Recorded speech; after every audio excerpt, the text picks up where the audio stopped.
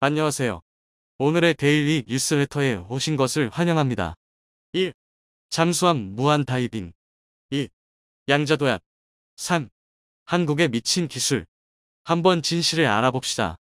최근 신냉전이 격화되면서 현존 가장 강력한 비대칭 전력의 한 가지로 꼽히는 핵 추진 잠수함에 대한 소식도 꾸준히 들려오고 있습니다. 호주가 영국, 미국과 함께 오쿠스를 결성하면서 핵 잠수함 기술을 도입받게 됐고, 우크라이나와 전쟁 중인 러시아는 어뢰 포세이돈을 탑재한 세계 최장 핵잠수함 벨고로드를 배치했죠. 중국 역시 지난 신형 공격 핵잠수함 93B를 건조하고 있는 사진이 유출됐습니다. 강대국들이 이렇게 핵잠수함 확보와 운영에 열을 올리는 이유는 기존 재래식 잠수함으로는 절대로 따라잡을 수 없는 무제한 자망이 가능하기 때문인데요. 최근 한국 연구진이 개발한 신기술을 활용하면 재래식 잠수함으로도 핵잠수함에 근접하는 자만 성능을 얻을 수 있을지도 모른다는 전망이 나와 눈길을 끌고 있습니다. 핵 추진이 아닌 재래식 잠수함의 경우 주동력인 디젤 엔진과 보조 동력인 공기 불필요 추진 시스템 AIP를 동시에 탑재합니다. 잠수함이 수중에서 자망할 때 디젤 엔진을 돌렸다가는 함내 산소가 디젤 연소에 다 소모되어 몇 분 만에 모든 승조원이 질식하게 됩니다. 그래서 자망하는 동안은 디젤 엔진 대신 산소를 소모하지 않는 AIP를 사용하는 것인데요. 자망을 마친 후에는 수면 위로 올라와 디젤 엔진을 가동해서 AIP를 충전하고 산소를 보급합니다. 이 과정을 스노클링이라고 부르는데 이때가 재래식 잠수함이 가장 큰 위험에 노출되는 순간입니다. 수면 위로 올라온 잔망경이나 디젤 엔진 가동의 적에게 포착되어 격침당할 가능성이 크기 때문이죠. 반면 핵잠수함은 수십 년에 한 번 원자로 연료봉을 갈아 끼울 때만 제외하면 수면 위로 올라올 필요가 전혀 없습니다. 원자로가 제공하는 거의 무한한 에너지는 잠수함을 구동시키고도 한참 남아서 해수를 전기 분해해 산소를 얻을 수도 있고, 심지어는 해수 담수화 장치를 탑재해서 승조원이 마실 물까지 생산할 수 있습니다. 핵 잠수함이 물 밖으로 모습을 비추는 것은 어디까지나 승조원들의 피로와 식량 보급 등의 문제로 인해 올라올 때뿐이죠. 그래서 핵 잠수함을 보유한 국가는 탐지 불가능한 바닷속에서 언제가 가지고 기다리다가 적국 앞바다에 불쑥 나타나 핵탄두를 써버리고 유유히 사라질 수가 있습니다. 이렇게 강력한 핵 잠수함을 아무 나라나 가질 수 없는 것은 잠수함 탑재용으로 원자로를 개량하고 핵연료를 농축하는 기술의 난이도가 극히 높고 그 기술을 핵무기로 전용하기도 쉬워 타국의 군사적 정치적 견제가 들어오기 때문입니다. 하지만 비대칭 전력이라는 강력한 카드를 쉽게 놓을 수는 없는 법. 원자력의 힘을 빌리지 않고 무제한 자막 능력을 손에 넣기 위한 연구가 이어지고 있습니다. 그리고 최근 들어서는 그 대체 후보 중 하나인 수소 기술이 대두되고 있는데요. 수소 동력이 상용화되면 무제한 자망을 거의 재현하면서도 핵 잠수함의 여러 문제점까지 해결하는 무기체계가 탄생할 수도 있다고 합니다. 핵 잠수함에는 사실 여러 가지 문제점이 있습니다. 일단 어마어마한 비용이 들어가는데요. 단순히 건조, 운용, 유지뿐만 아니라 시설과 교육 훈련에도 천문학적인 경비가 들어갑니다. 기술의 확보, 건조, 핵연료의 농축과제 처리, 승조원의 방사능, 대처 교육 등 따져보면 하나하나가 엄청난 거금을 요구합니다.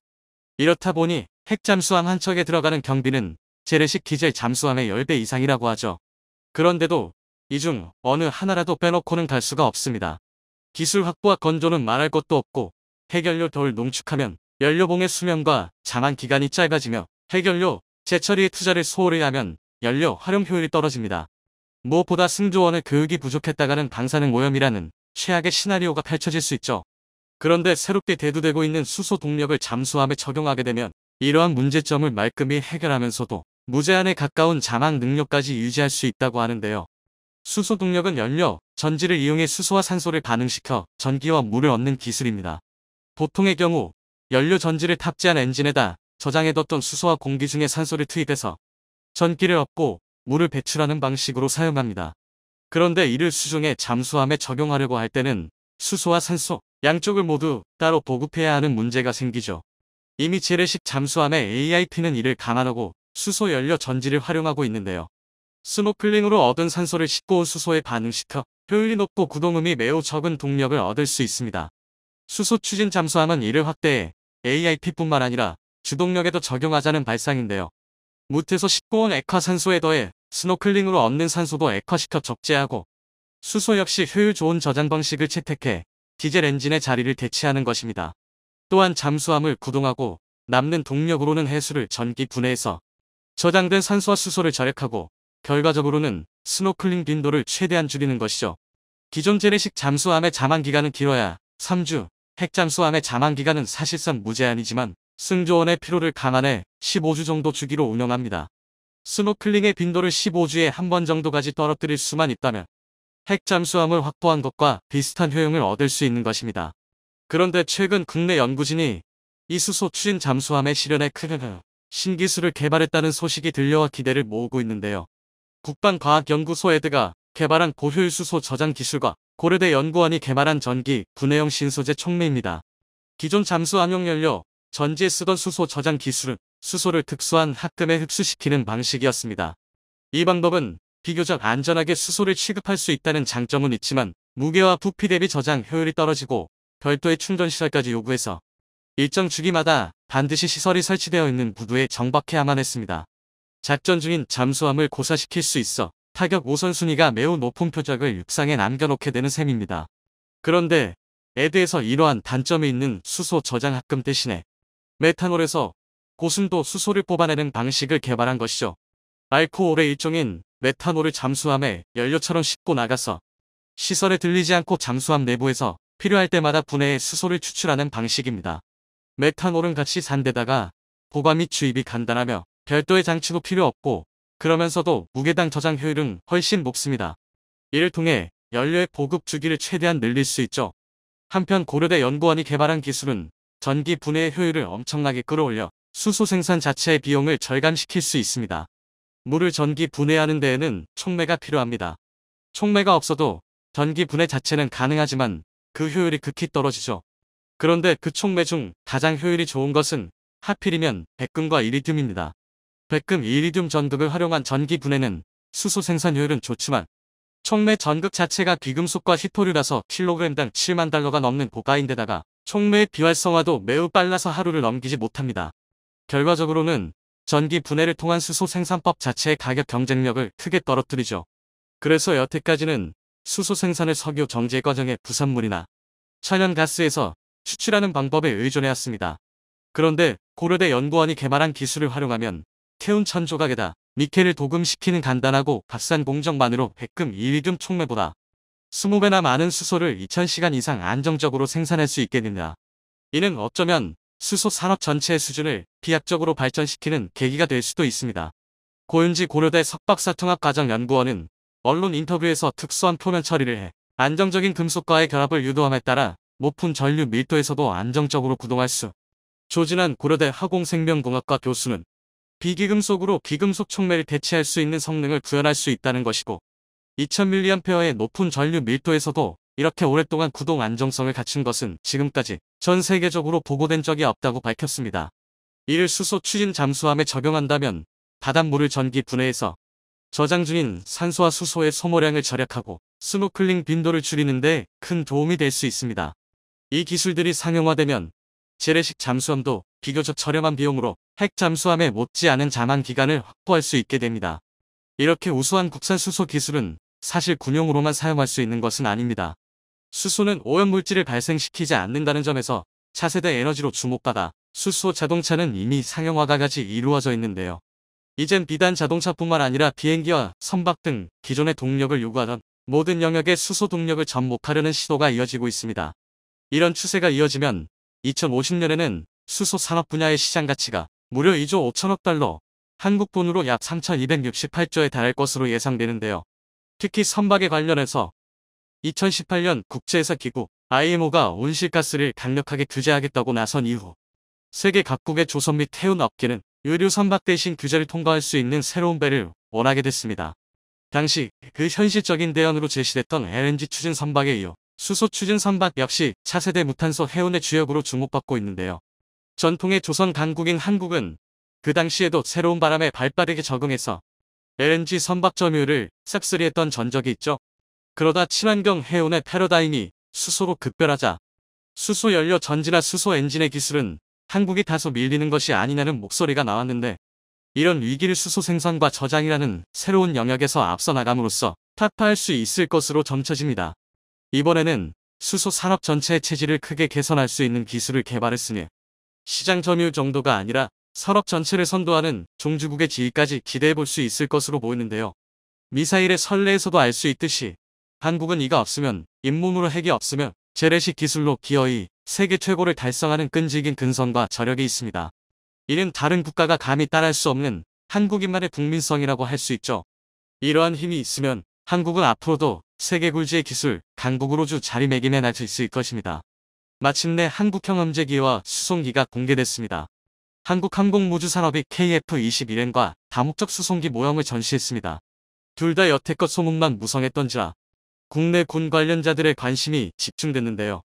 이중 수송기의 경우 귀여운 고래처럼 생긴 데다 범고래처럼 예쁘게 도색이 되어 평이 좋습니다. 기사를 통해 소식을 접한 대중들의 반응도 상당히 호의적인데요. 하지만 무기가 귀엽다고 성능이 좋은 것은 아닙니다. 우리 군대가 사용할 무기는 군이 요구하는 성능을 낼 수 있도록 적절한 설계가 이루어졌는지 충분한 수량을 양산할 수 있을 정도로 합리적인 가격 분석이 진행됐는지를 따져봐야 합니다. 그렇다면 이런 면에서 KF-21N과 범고래 수송기의 성능은 얼마나 우수할까요? 먼저 결론부터 말씀드리면 꽤 좋아 보인다입니다. 그 이유는 무기 체계는 생김새만으로도 어느 정도의 스펙을 알 수 있기 때문인데요. 아직까지 상세 설계와 스펙, 그리고 무엇보다 실물이 나오지 않은 상태에서 모든 걸 단정할 수 없지만 공개된 설계만 보더라도 우리 개발진이 얼마나 많은 고심을 했는지가 확실히 드러납니다. 일례로 KF-21N에 잡힌 날개, 범고래 동체 하부를 보면 해당 무기체계의 설계 사상을 짐작할 수 있습니다. 심지어 카이 측에서 주장하는 이야기 중 몇몇에 대한 반박도 할 수 있는데요. 하지만 이런 정보를 알 수 있는 것은 무기의 생김새에 어떤 변화가 있는지 알 수 있는 이들 뿐입니다. 일반인의 시각에서는 F-22처럼 생겼으면 전투기이고 민항기처럼 생겼으면 수송기라는 단순한 분류는 할 수 있어도 모습만 보고 성능을 예측하는 것이 불가능한데요. 오늘은 이번에 공개된 두 신형기의 모습에서 유추할 수 있는 구체적인 개발 방향과 성능에 대해 상세히 알려드리겠습니다. 동시에 전 세계에서도 손꼽히는 대규모 무기 거래 현장인데요. 그래서 여러 나라의 방산 기업들이 최신 무기를 전시하고 각국의 무관과 정치인들이 이런 무기들을 관람하고 구매하기 위해 움직입니다.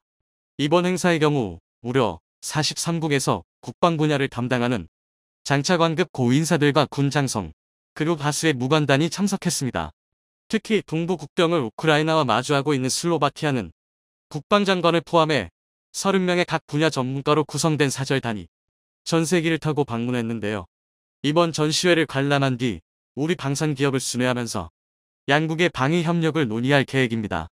이미 FA-50 10여 대를 도입하기로 약속한 사이니만큼 긍정적인 소식을 기대할 수 있을 것 같습니다.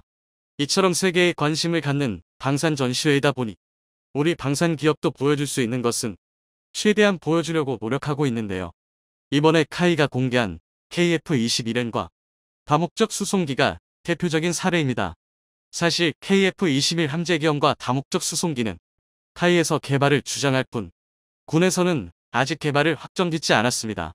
현재 군에서 내부적으로 여러 검토를 하고 있으나 무턱대고 결정하기에는 들어가는 예산이 너무 막대해서 개발과 도입의 타당성을 점검 중인데요.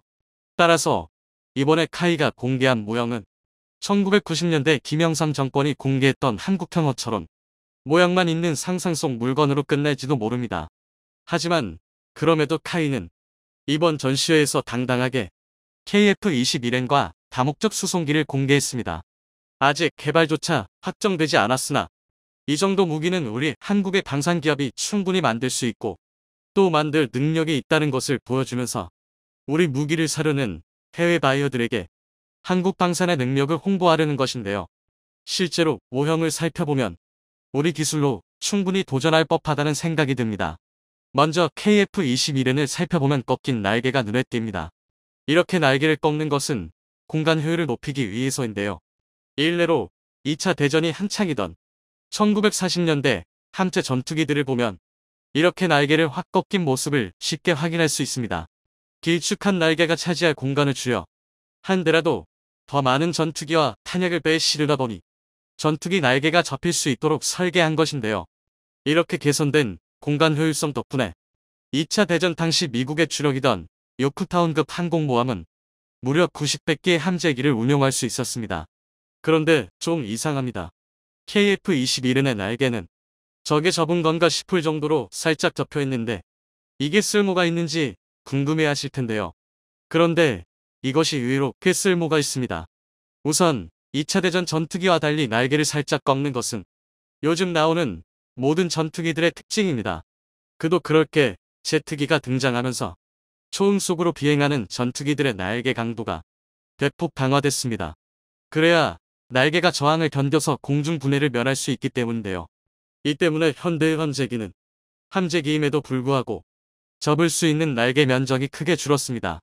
그런데 이게 마음에 안 들었는지 F-14처럼 날개가 앞뒤로 움직이는 가변 이끼가 나오기도 했으나 여러 문제로 인해 결국 지금처럼 조금만 접는 걸로 타협을 받는데요. 그런데 이것도 안 접는 것에 비하면 효율이 굉장히 높습니다. 예를 들어 날개 한쪽을 50cm씩 접어 전투기의 전폭을 1m 줄였다고 가정하면 주기된 전투기가 10대 1대 무려 10m나 쪽이 좁아집니다. 10m로 무슨 호들갑이냐 싶으시겠지만 장소가 지상이 아니라 배라는 것을 고려해야 하는데요. 일례로 만재 7만 톤의 중형항모 퀸 엘리자베스의 전장이 280m입니다. 만재 10만 톤의 대형 항모 제랄드 포드의 전장은 333m입니다. 그러니까 단순 계산으로 10.6m당 6,000톤의 배수량이 늘어나는 것인데요. 그런데 이것도 낮게 잡은 것입니다. 그 증거로 한국형 경항모의 초기 모델이었던 만재 배수량 46,000톤의 아메리카급 감스 상륙함의 전장은 257m입니다. 만재 배수량이 24,000톤이나 차이가 나는데 길이 차이는 23m밖에 나지 않는 것인데요. 이를 통해 다시 계산해보면 군함의 길이가 10m 늘어날 때마다 함정의 배수량이 1만 톤씩 늘어난다는 결론이 나옵니다. 그러니까 10m를 줄이면 세종대왕급 한 척을 만들 자재와 설비가 줄어든다는 뜻입니다. 따라서 접힌 날개만으로도 KF-21N이 명실상부한 함재기라는 것을 알 수 있습니다.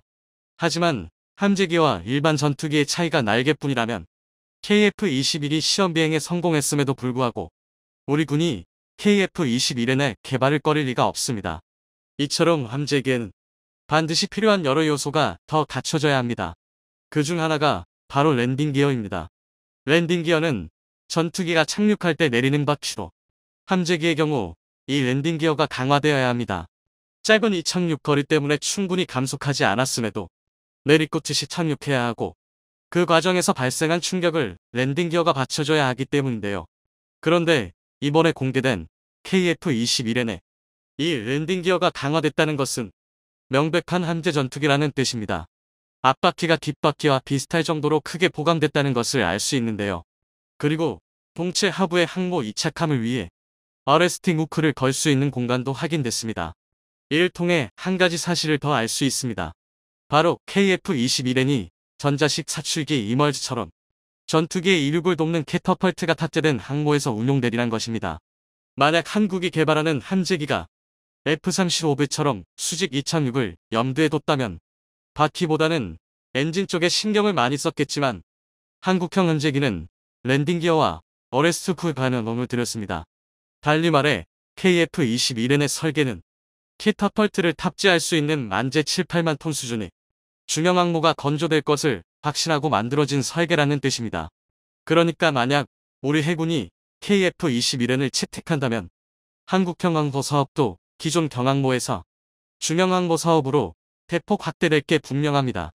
이렇게 되면 한국은 중국의 세계 최대의 재래식 항모라고 떠든 공공사명 푸자람을 압살할 수 있는 중형 항모뿐만 아니라 거기에 탑재될 전투기가 모두 국산으로 마련되는 것입니다.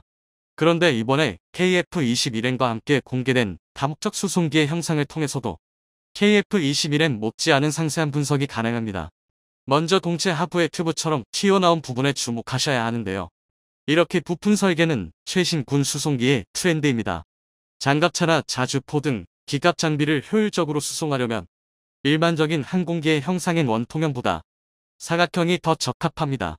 그 이유는 하부에 별도의 공간을 추가해서 공간 효율을 높일 수 있기 때문인데요. 다목적 수송기의 동체 상부가 마치 건물 천장처럼 평평한 것도 이 때문입니다. 뿐만 아니라 날개가 천장에 착 달라붙어 있는 것도 동체 중간이나 아래에 날개를 달면 공간을 늘릴 수 없으니 날개의 위치를 바꾼 것인데요. 여기에 쌍발기라는 항공기 특성을 고려하면 아마 전체 중량 87톤, 최대 적재량 26톤인 브라질 엠브라에르의 C390이나 전체 중량 142톤, 최대 적재량 37.6톤인 일본의 가와사키 C 블루의 사이의 성능은 확실히 낼 수 있을 것으로 보입니다. 구체적으로는 일본 C2에 비해 전체 중량 100톤, 최대 적재량 30톤 정도로 한국형 수송기는 크기를 줄이는 대신 동급 엔진을 사용해 종합 성능을 올릴 계획으로 보입니다. 그런데 다른 이야기도 있습니다. 일각에서는 개발 연도를 고려할 때 일본의 가와사키 C2보다 더 강력한 적재량 40톤 이상의 전략 수송기가 될지도 모른다는 의견도 있습니다. 최근 유럽에서 신형 전략 수송기 개발이 활발해지고 있고 대한민국이 FA50과 KF21로 항공 기술력을 입증하며 항공 산업의 신흥 감자로 떠올랐으니 유럽과 함께 초대형 수송기를 만들 수 있다는 것입니다. 한마디로 대한민국이 처음 개발하는 국산 수송기가 탱크도 한 번에 옮기는 C-17 같은 전략 수송기가 되는 것입니다. 이런 이야기는 정말 가슴이 웅장해지는 이야기이지만 현실적으로 그럴 가능성은 그리 높지 않습니다. 비용으로 보나 기술로 보나 현실성이 떨어지고 무엇보다 국산 수송기에 대한 국내의 반발이 매우 거세기 때문입니다. 일례로 현재 수송기 개발 반대파는 이번에 공개된 모형을 보고 훨씬 더 격렬하게 수송기 개발을 반대하고 있습니다. 생김새를 보니 딱 수송기나 쓸 놈을 만든답시고 혈세를 낭비해서는 안 된다는 것인데요. 왜 이런 말이 나왔냐면 사실 우리 공군의 수송기 수요만큼만 수송기를 생산하면 개발비를 감당하기 어렵습니다. 즉 규모의 경제가 성립이 안 돼 우리가 흔히 말하는 일본의 실패한 방산사업처럼 치부될 수 있습니다. 간단히 말에 들어간 돈보다 벌 돈이 적다는 것인데요. 이렇게 되면 기껏 만든 수송기의 가격이 폭등해서 차라리 외산을 사는 게 나은 꼴이 될 수도 있습니다. 그래서 카이에서는 새로 개발된 수송기를 개조해 조기 경보기, 정보 수집기, 전자전기, 해상 초계기 등 특수 목적기의 도입과 대체를 할 수 있으니 부족한 수요를 메울 수 있다고 주장하고 있는데요. 또 개조한 수송기를 팔아 흑자를 낼 수 있다고 밝혔습니다. 그런데 이것이 그냥 지나칠 말이 아닌 게 이번에 공개된 수송기 모형으로는 당장 해상 초계기도 만들 수 없습니다. P3 오라이언, B8 포세이돈 같은 해상 초계기는 잠수함 등을 추적하거나 적함에 대한 미사일을 쓸 때 해면에 바짝 붙어 비행해야 할 일이 잦습니다. 그래서 날개가 비행기 아래쪽에 있어야 안정적인 비행이 가능합니다. 그런데 이번에 공개된 다목적 수송기는 날개가 동체 위쪽에 달려 있습니다. 이래서야 기본 설계부터 초계기로 써먹기 좋지 않은데요. 옆 나라 일본도 같은 이유 때문에 C2 수송기와 P 초계기를 따로따로 개발했습니다. 이렇게 보니 한국형 수송기 개발이 과도한 자신감으로 무리를 하는 것은 아닌가 걱정이 드는데요. 그런데 아닙니다. 전자전기, 조기 경보기의 개발 동향과 또 수송기를 최강의 공격 무기로 바꿀 수 있는 최신 무기의 등장을 고려할 때 한국형 수송기의 개발은 반드시 진행되어야 합니다. 여기에는 대한민국의 국군이 달릴 정도로 미국의 적은 끝까지 출격할 것이라 엄포했습니다. 이번 알자와1이 제거 작전에 미군의 최신형 무인기가 동원됐다고 밝혔는데요. 미군의 무인기에서 닌자 미사일이라는 별명으로 불리는 헬파이어 R9X 미사일이 발코니에 나와 있던 알자와1을 정확히 노리고 발사됐다고 합니다. 미국의 헬파이어 미사일은 공격 헬기와 무인기의 주무장으로 사용되며 최강의 대전차 미사일 자리를 지켜왔습니다. 최근 국방과학연구소에서 한국형 헬파이어 미사일을 공개했는데요. 그런데 2차 세대 전술 유도 미사일의 공개된 스펙이 무려 헬파이어 미사일의 3배에 달한다고 하는데요. 이 무시무시한 성능의 한국형 헬파이어 미사일이 한국산 스텔스 무인기에 장착될 예정이라고 밝혀져 한국의 드론 전력을 우습게 보던 중국에 큰 충격을 주고 있다고 합니다. 헬파이어 미사일 공습은 부가적인 피해를 줄이면서 목표물을 효과적으로 타격할 수 있어 미군에서 오랫동안 애용해왔는데요. 기존 헬기에 주로 탑재되어 운용되었던 헬파이어 미사일이었지만 무인기의 본격적인 운용으로 전성기를 맞이하게 됩니다. 헬기와 달리 소음을 내지 않는 무인기에서 발사되어 높은 고도에서 내리꽂는 헬파이어 미사일은 하늘에서 내려온 죽음의 천사와도 같았죠. 여기에 헬파이어 미사일의 개량형인 헬파이어 R9X가 등장하며 개인 목표물을 대상으로 더욱 치명적인 무기로 재탄생했습니다. 그런데 한국에서 개발 중인 유도 미사일의 스펙이 헬파이어 미사일의 3배에 달한다고 밝혀졌는데요. 현무, 신궁, 천궁, 현궁 등 뛰어난 성능의 국산 미사일을 수차례 개발했던 국방과학연구소에서 차세대 전술 유도 무기를 공개했습니다. 기존 보병용으로 개발되었던 현궁 대전차 유도 미사일보다 대형으로 한국선 군용 무인기와 FA-50에 도입할 예정이라고 합니다. 최대 사거리 30km에 최대 운용고도 15km로 사거리 10km, 운용고도 5km 정도인 헬파이어 미사일의 3배에 달하는 성능에 최대 9G의 중력 가속도에서 발사하는 게 가능하다고 하는데요. 이는 무인기나 FA-52 속도를 줄이지 않은 채로 목표물을 향해 발사하는 게 가능하다는 걸 의미합니다. 이러한 스펙이 공개되자 군사 전문가들이 믿을 수 없다는 반응을 보였는데요. 이는 기존 무인기를 이용한 전술의 패러다임을 바꿔놓을 만한 성능이기 때문입니다. 기존 미군이 무인기로 헬파이어 미사일을 발사하기 위해서는 5km 고도까지 내려와 속도를 200km/h까지 줄여야 했습니다. 때문에 미사일 발사 직전에 발각될 경우 격추될 확률이 급격하게 높아졌었습니다. 군용 무인기가 한두 푼 하는 물건도 아니었기에 조금의 대공 무기만 있어도 무인기의 공격적인 운용이 불가능했죠.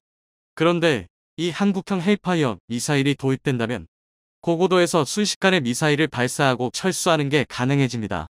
거기에 사정거리 3배는 단순히 3배 멀리 쏠 수 있는 것뿐만 아니라 기존 헬파이어 미사일이 지배할 수 있던 공역의 9배 이상의 범위를 무인기의 킬존킬존으로 만들 수 있게 된다는 것을 의미합니다. 이러한 성능의 미군을 비롯해 한국산 무기를 수입하던 국가들에서 높은 관심을 보이고 있는데요. 2차 세대 유도 미사일이 무인기에 장착될 경우 그동안 지적받아왔던 한국산 무인기의 공격력 부재 문제도 해결될 것으로 기대받고 있습니다. K9, KF-21, K2 등의 한국산 무기들에 비해 한국산 무인기의 인지도는 상대적으로 낮았습니다. 이 때문에 한국이 드론 약소국이라는 인식이 존재했었는데요. 이는 명백히 사실이 아니라고 단언할 수 있습니다.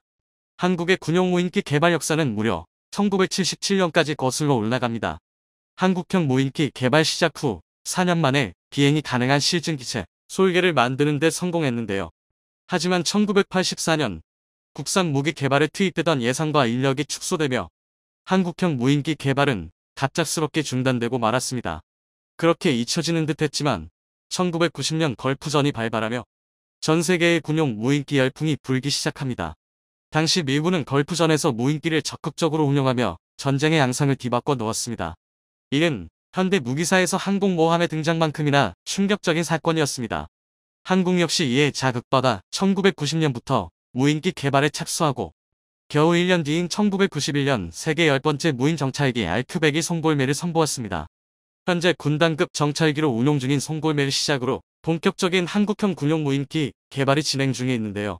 2023년 실전 배치를 목표로 개발 중이던 다목적 중고도 무인기 쿠스 FS의 개발이 완료되어 양산에 들어갔다고 합니다.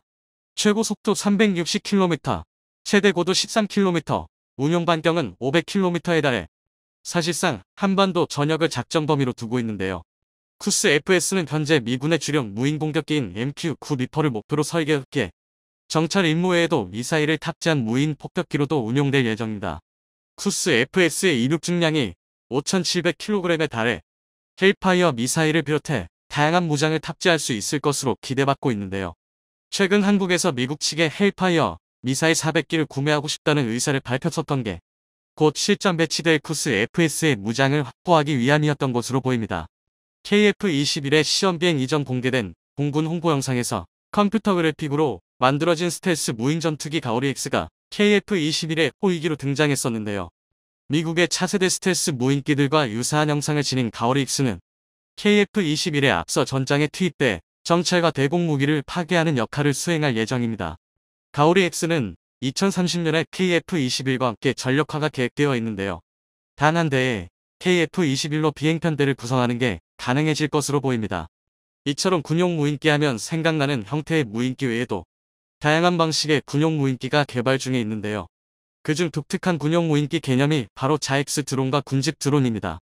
잘 알려져 있지 않지만 한국군은 오래전부터 자익스 드론을 운용해왔는데요. 이스라엘의 IAI 하피 자익스 드론 약 120여 대를 운용하고 있습니다. 상공을 배회하다가 적의 레이더 신호를 탐지하면 목표물을 향해 내리꽂아 공격하는 방식으로 실전에 여러 번 투입되어 수많은 미사일 포대와 대공 레이더를 파괴했었습니다. 군집 드론은 소형 드론 수십, 수백 대가 인공지능의 통제를 받으며 작전을 수행하는 차세대 드론 체계로 미국과 중국을 비롯한 각국에서 개발 중에 있어 향후 10년 내로 시점 배치될 예정입니다. 2016년에는 미군의 FA-18 슈퍼호넷 전투기 3대에서 초소형 무인기 103대가 투하되어 마치 벌떼처럼 하늘을 뒤덮는 모습을 공개하며 군집 드론의 전력화까지 얼마 남지 않았다는 것을 보여주기도 했습니다. 그런데 아무도 주목하지 않던 한국이 군집 드론 기술의 선두주자에 있는 것으로 드러났는데요.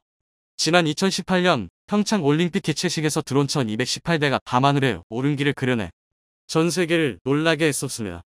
이를 보고 충격을 받은 중국에서 저 정도는 우리도 할 수 있다라며 군집 드론 비행쇼를 선보였는데요.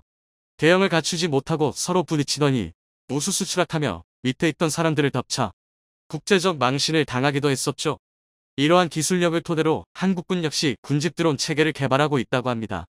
국방과학연구소에서 공개한 이 초소형 무인기는 인공지능을 통해 자율 군집 비행하며 정찰, 감시, 통신 중계, 폭격 등의 임무를 수행할 예정입니다. 여기에 자엑스 기능까지 추가되면 미사일, 폭격만큼이나 강력한 파괴력을 보여줄 것으로 기대받고 있습니다. 현대전에서 드론은 소총, 전투기, 전차와 같은 필수적인 무기가 되었는데요. 우크라이나 전장에서 러시아군을 상대로 드론이 맹활약하고 있다는 소식이 들려오고 있습니다. 그런데 군용 드론이 아닌 싸구려 중국제 민간 드론이 러시아군의 악몽이 되었다고 하는데요.